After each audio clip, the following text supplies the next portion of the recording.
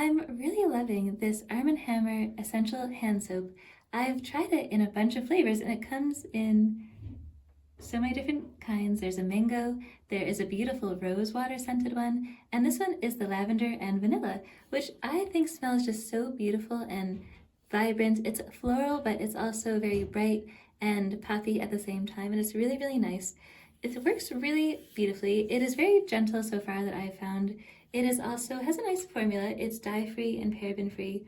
It is actually not sulfate-free, which is something I look for sometimes, but that can sometimes be tricky to find both of those, so I'm really glad that it is paraben-free on top of that, as well as vegan and not tested on animals.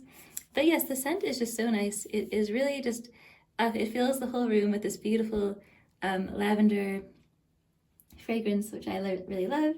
And yeah, it works really well. You get so much in a bottle, and it's been great. I would definitely recommend checking out their other scents too, because they really just pack such a potent aroma to them, which I think is really awesome. But yes, they feel really good. They have baking soda in them, and Arm & Hammer, I like using their baking soda, so I thought it was really cool to find that they had a hand soap as well.